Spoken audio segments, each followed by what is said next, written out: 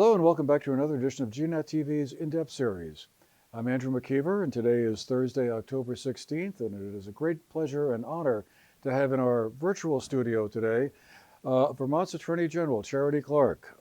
As many of you know, Charity Clark is former resident of Manchester. She also is a graduate of Burton Seminary, I guess it would have been, back in 1993. Want to make sure I keep that straight. And from there, she went on to have an extremely distinguished career and in 2014 joined the Attorney General's office. She served as a chief of staff to T.J. Donovan for 4 years before running for election in 2022. She won that and was reelected in 2024. And we are really pleased to have her with us today to talk about the question of free speech. As many of you know, Free Speech Week will be celebrated in the world of community access television next week, October 20th, 26th. Last week we had on Professor Matthew Dickinson from Middlebury College to talk about free speech, and it is wonderful to have Charity Clark with us today to build on that conversation. Free Speech Week basically is a yearly event that's designed to raise public awareness of the importance of freedom of speech and the press in our democracy, and to celebrate that freedom. And it is something that takes place then every week, the third full week of October.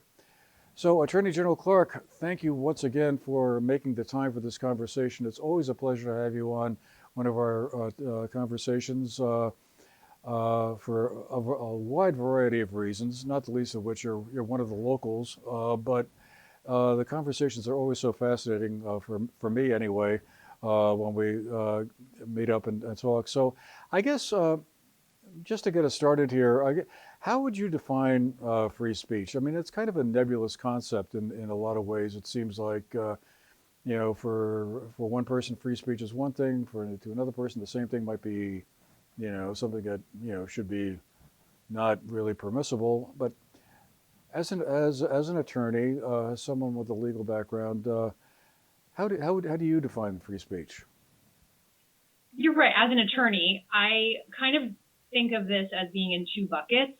The first bucket is you are free to say what you wish. And the second bucket is the government cannot tell you what to say and tell you what you can't say. And there's limits on that, but those are the two kind of broad areas of what is free speech. And that's how we look at free speech when we are performing a legal analysis on whether a law is constitutional or whether a situation has had an incident of a violation of free speech. So, are there some sort of legal boundaries as well as moral ones that define when free speech sort of transitions over into something more like hate speech? Or is that just a very fuzzy line that it really is a question of everyone has a different definition of where that boundary line might fall? Something that's really interesting is people use the term hate speech, but it actually doesn't mean anything. There's no legal definition of hate speech. I think what happens is there's a conflation of hate speech with hate crime. Here in Vermont, if you have committed a crime and it was motivated by some sort of hate, whether it be related to race or LGBTQ status, that can provide an enhancement to the crime. So it's, you murdered somebody, you assaulted somebody, and if it was motivated by hate for their ethnicity or their race or their gender or something like that, it can be an enhancement for a hate crime. But hate speech is something that's actually protected by the Constitution. The whole concept of the freedom that we have in this country is that you are allowed to say things that are unpopular or even offensive in society, and that speech is protected regardless of what society thinks about your speech. But there are, of course, legal limits to that. The most famous one we always hear about is, you can't yell fire in a crowded theater when there's no fire. There are some obscenity laws that are protected. Another example is when there's a true threat. So a true threat would be when you are making a threat related to like a bomb threat or something like that. So there are limits to our free speech. But generally in this country, it's kind of a defining element of what makes America America is our freedom and our freedom of speech. A famous case, I want to say I was maybe at Manchester Elementary and Middle School when this case came down, was about flag burning. And this probably explains why when I was a kid, flag burning seemed like a really hot topic. Is the United States Supreme Court came down and said, you can burn the American flag. It doesn't have to, your speech is not required to be popular or polite in this country. So it is those are kind of the boundaries roughly on what free speech means in this country. And critically, the government cannot tell you what to think or feel or say. That's interesting. Why do you think the founding fathers enshrined free speech as one of the basic elements? In the First Amendment, into the U.S. Constitution. I mean, they must have felt very strongly that as colonists, free speech was not an automatic guarantee then, and it needed to be enshrined in the legal statutes or in the Constitution to protect people to say unpopular things or controversial things, and they could feel free that they could say that and not go to jail. I mean, the founders of our country came from a place where the king was all powerful, and some of the punishment for things like just criticizing the king were violent, and not just violent, but like unseemly and violent. Like harming people's tongues or things like just draconian and old-fashioned and strange. And so when the people got to this country and they wanted freedom, part of what they needed to do was ensure that criticizing the government was something that was permitted. And they believed that it would promote a peaceful place to have that criticism, that fair criticism, and to allow that. And it's kind of interesting when you stop and think about how many decades have passed with different rulers, different phases, different opinions that people have, different people in power, and yet this idea of free speech has withstood all of these decades and hundreds of years. It has stood because it is so critical to our society and so fundamental to what it means to be the United States of America. And yet at the same time, also a very controversial idea, because what clearly, and we see it a lot in the present day, one person's free speech is something that another person finds extremely offensive and not proper to say at all.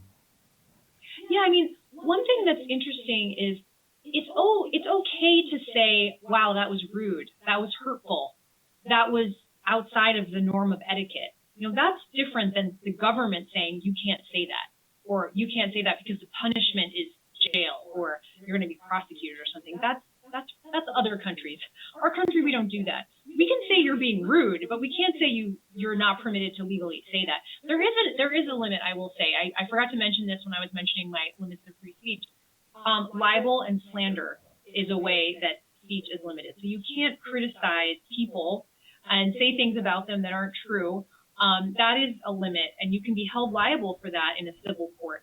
When it comes to political leaders like me, the United States Supreme Court has repeatedly held that leaders can be criticized, and it's a little looser than for a private citizen, and that probably goes back to the history I explained of needing to be able to criticize the king.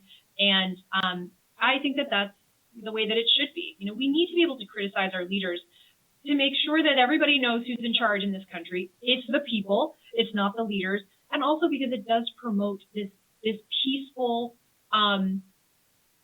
sort of a fair society where the equality among the hierarchy, it's like you're not unassailable just because you are the political power of the moment, because the people are always the most powerful.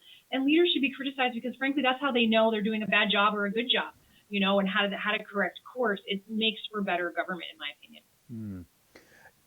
I want to pick up on a thread you mentioned there earlier about flag burning.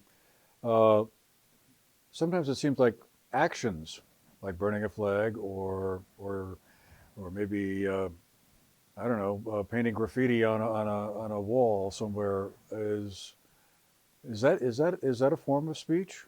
Yes. Or Think it's about not there's been necessarily recent just famous cases. something you say. Yeah. famous recent cases that will be familiar, cases where speech is considered donating money to a campaign, or baking a cake for a gay couple on their wedding day. That was seen as being a form of speech. So yeah, speech can take many, it's like more expression rather than speech. It can take many forms. That's right. Yeah, it's interesting because I think a lot of times people probably confuse the two things, actions and just simply spoken words. But I guess really the concept I think is quite large and broad. Yeah. Um, I guess this is a topic that we're hearing a lot about today, and I guess I just wondered, is there some marker in your mind or some boundary point where you feel like when if free speech in the U.S. as we've been used to thinking of it would no longer be quite as secure as before, are there any warning signals that you can think of that you would say, wow, times have changed, or things are, this idea of freedom of speech is in way more jeopardy than it may have been at some point in the past? Are there any signals that, those of us in the should be aware of? I think it's really important to emphasize that freedom of speech, when we talk about that concept, we need to refer to the government. That is the threat. That is the concern, is that the government is going to somehow restrict our speech. It's not that we don't like what each other is saying and we say, I don't like that, don't say that. That's different. But when the government is exerting power to control speech, that's really what we're talking about. Unfortunately, this year we have seen that happen repeatedly. One example that comes to mind is the current administration does not see diversity, equity, and inclusion as being something that should be included in various curriculums or business practices. And it has exerted its power, the administration has exerted its power to try to control that speech that departments of education and state governments have had, businesses, schools, et cetera. So that's just one example that comes to mind about that. I think we really have gotten to a point where the alarm bell should be going off. It is critical to make that separation between the government saying you can or can't say something and just an individual. I think this current administration likes to conflate that. One of the things they complain about, for example, is cancel culture. Well, cancel culture is not perpetrated by the government. It's perpetrated by individuals, like on social media, condemning someone for doing something. That is really different. The tyranny of suppression of speech is really something that has to be done by the government. And I think it's great that we're having the conversation about free speech among, individual actors, but really it's the role that the government plays that makes this either a liberal, I mean that in the lowercase liberal, like liberalism, approach to society, or a tyrannical government that is trying to force you to say things or feel things that you might not actually want to say, or you might not actually feel. Yeah. You mentioned social media there, and I wanted to ask, what your sense is of the impact social media has had on free speech. I suppose 15 or 20 years ago might have seemed great. Oh, wow, we've got all these new avenues to express ourselves with. And that may have been the case for a brief moment or two, sometime in the first decade of the 21st century. But it's such a much more complicated landscape out there now. There's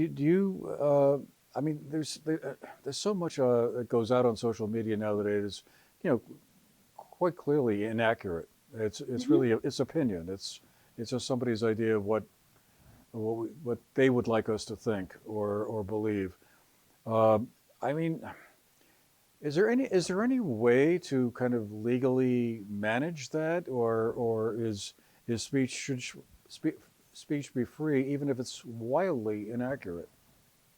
I think this is such a fascinating question. I'm sure that there are grad students doing their dissertations on this as we speak.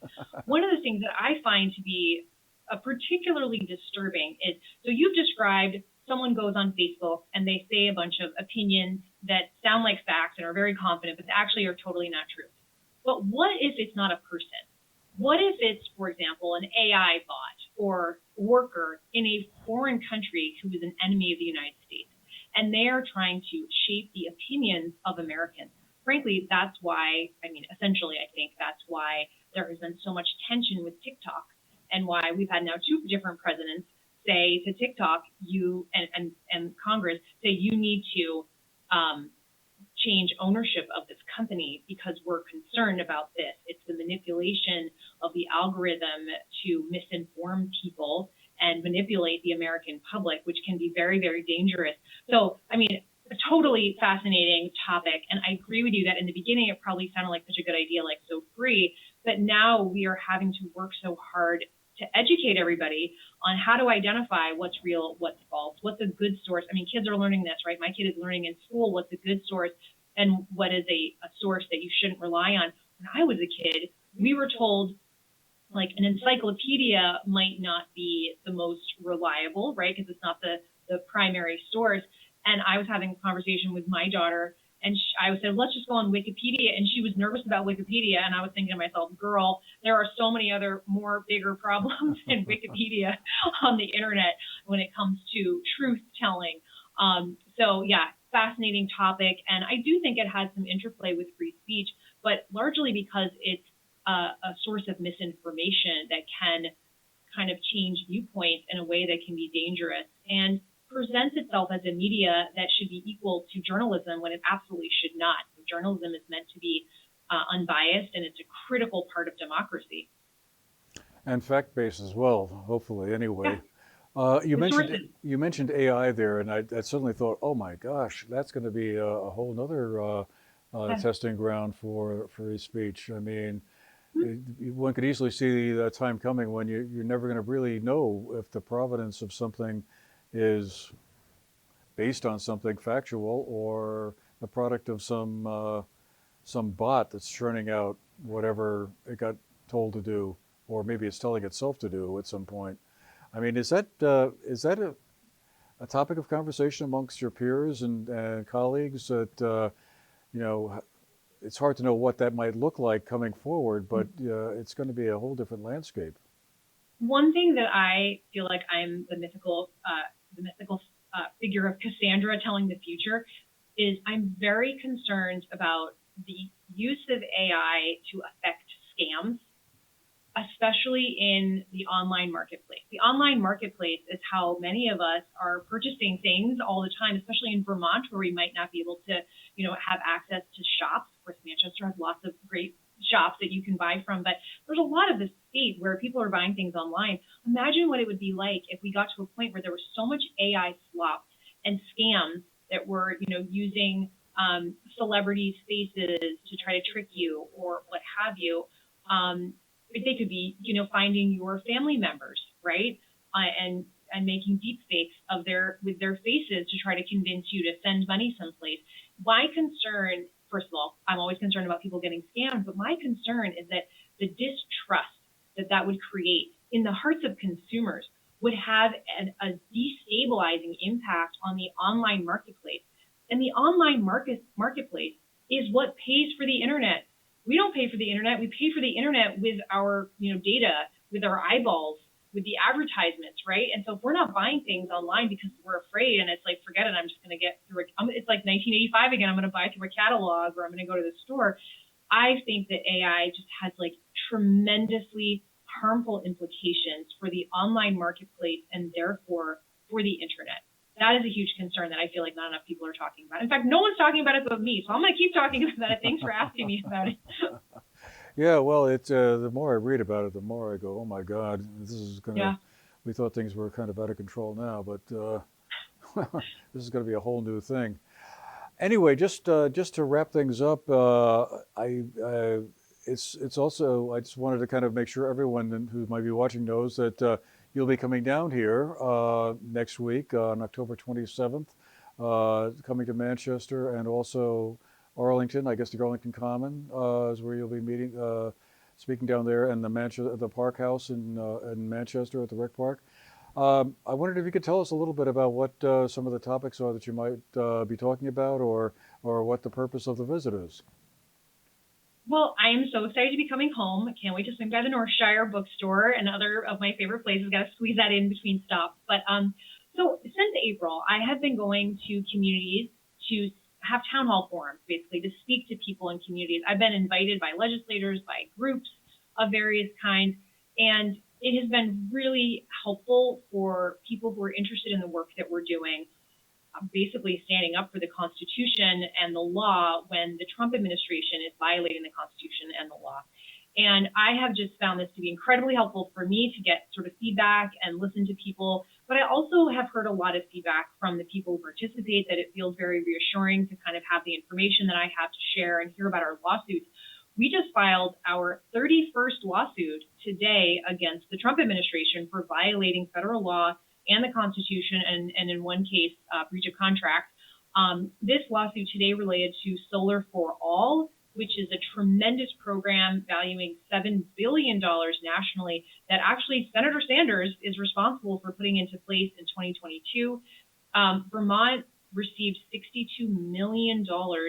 The Trump administration has liquidated most of that money that was already allocated in violation, I think, clear violation of the law. So today we brought a lawsuit. I think there was 20 state attorneys general who brought that lawsuit. I'm very excited to be able to stand up for the Constitution and also to try to restore these grants that are designed to help low-income households and, in addition, disadvantaged communities install solar panels and make other investments in lowering energy costs. This would create jobs, it would provide environmental justice, and of course it would address the climate crisis, which, as the person who defends the Global Warming Solutions Act cases, I'm looking to that as well and thinking this is a great thing. And of course, there's a ton of money at stake as well. I mean, how does the government justify or get away with, I guess the term is rescission, just sort of not spending money that Congress has authorized? I mean, I'm old enough to remember now many presidencies and administrations, and I can't recall another instance of a government doing that, certainly with the regularity that seems to be happening at the moment. It's really nuts. I mean, this one in particular, reading we had two complaints. I won't go into the boring details of the logistics, but reading the complaints, it's very obvious that our case is extremely strong, and it's not surprising because we keep having to do this, but it really is, you're right, looking at the long view of all the presidents, some of whom I didn't agree with, but I respected, and I can't imagine they would ever do something like this. So it really is, appalling, honestly. And I was asked, like, why is President Trump doing this? And who knows? But honestly, I think he's living in the past. And his whole slogan is about the past instead of looking forward about how we're going to solve some of our problems here, including the cost of energy. And that's why this program is so critical and also so exciting, is that it was helping to solve this problem, especially for low-income households here in Vermont. It was the proposal for the grant was designed to provide programming to 8,300 households in Vermont. So a significant number would have benefited, and we are looking forward to having that money restored when we prevail on our case. So when your office files a lawsuit like that, where does it go? Does it go to a district court, and then they decide, and then you make it appealed up to, well, potentially the Supreme Court, I guess? Is that how the process works? Yeah, so the federal courts have three layers. We all know the U.S. Supreme Court is on top, right? But it starts in district court. Here in Vermont, we have a few locations at the district court. This case was filed in, like I said, there was two. One was in Washington in district court. The other one is in a court called the Federal Court of Claims. And that is a court where the Supreme Court recently said, oh, if you have a contract dispute, you got to file there. So we had to file there on the contract dispute. Because this Solar for All program was an agreement that we signed with the federal government. And then the other claims, which related to the constitutional violation and the violation of a law called the Administrative Procedures Act. The Administrative Procedures Act is a law that tells a president's administration basically how to conduct business. Those violations were filed in district court in Washington. Okay.